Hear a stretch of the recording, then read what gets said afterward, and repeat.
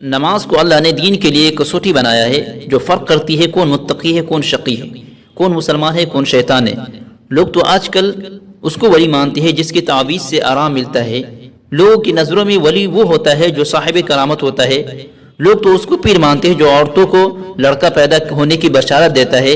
لوگ تو اس کو اللہ والا مانتے ہیں جو غیب کی باتیں بتلاتا ہے۔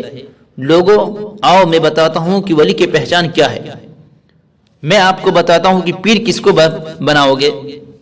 یہ کسوٹی جس کو نبی آخر الزمان شہنشاہ دو عالم صلی اللہ علیہ وسلم آسمان سے جا کر لائے ہیں، اگر کوئی اس پر پورا اترتا ہے یعنی نماز کی پابندی کرتا ہے، پیر بھی بن سکتا ہے، قطب و ابدال بھی بن سکتا ہے، لیکن اگر نماز نہیں پڑھتا تو اس کا جبہ قبہ پہننا اور داڑھی رکھنا کچھ کام نہیں۔ نبی کریم صلی اللہ علیہ وسلم کا فرمان ہے، حضور اکرم صلی اللہ علیہ وسلم نے فرمایا بین العبد و بین الکفر ترک الصلاۃ، بندے اور کفر کے درمیان صرف نماز کا فرق ہے۔ اولاد کی تربیت کرنے والوں، تم بھی نبی کا فرمان سنتے جاؤ۔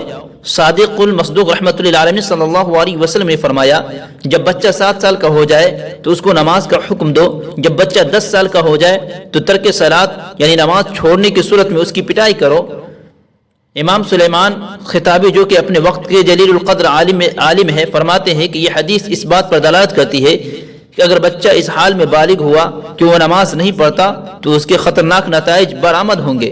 آج کے دور میں پہلے تو بچے کو پیار پیار میں بگاڑ دیتے ہیں، بعد میں شکوے شکایت کرتے پھرتے ہیں، نمازی بنو اور اپنے متعلقین کو نماز کی طرف بلاؤ۔ نماز چھوڑنا بہت بڑا گناہ ہے، اللہ ہم سب کی حفاظت فرمائے۔ حضرت موسیٰ علیہ السلام کے پاس ایک عورت آئی اور حالت اس کی یہ تھی کہ اس کا چہرہ زرد ہو رہا تھا، آنکھوں سے آنسو بہ رہے تھے۔ کہنے لگی اے اللہ کے رسول، میں ہلاک ہو گئی، برباد ہو گئی۔ حضرت موسیٰ علیہ السلام نے اس سے معلوم کیا کہ آخر کیا ہو گیا ہے۔ اس عورت نے کہا مجھ سے زبردست گناہ ہو گیا ہے، آپ اللہ تعالیٰ سے دعا فرما دے تاکہ اللہ مجھ کو معاف فرما دے۔ حضرت موسیٰ علیہ السلام نے فرمایا پہلے یہ بتاؤ کہ کیا گناہ ہوا ہے۔ عورت نے بتلایا اے اللہ کے نبی، مجھ سے زنا کا صدور ہو گیا تھا، پھر لڑکا پیدا ہوا تھا تو میں نے اس کو قتل کر دیا۔ حضرت موسیٰ علیہ السلام غصہ ہو گئے اور اس عورت کو ڈانٹ کر فرمایا کم وقت دور ہو جا، اور لوگوں سے کہا جلدی کرو اس کو یہاں سے نکال دو، کہیں اس کی گناہ کی نحوست سے ہمارے اوپر عذاب نازل نہ ہو جائے۔ وہ عورت نہایت ہی دلبستہ اور مایوس ہو کر چلی گئی۔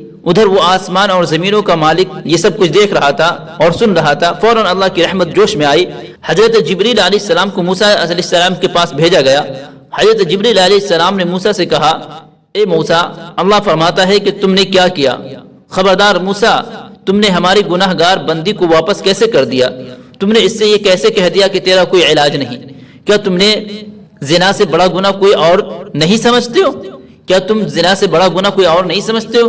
اے موسیٰ، یاد رکھو زانی اور قاتل سے بڑا گناہ گار جان بوجھ کر نماز چھوڑنے والا ہے۔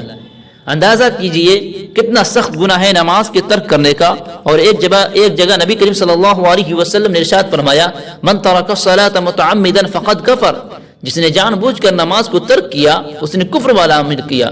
دوسری جگہ ارشاد ہے الصلاۃ عماد الدین فمن اقامها اقام الدین ومن هدمها هدم الدین، نماز دین کا ستون ہے، جس نے اس کو قائم رکھا اس نے دین کو قائم رکھا، اور جس نے اس کو گرا دیا اس نے دین کو گرا دیا۔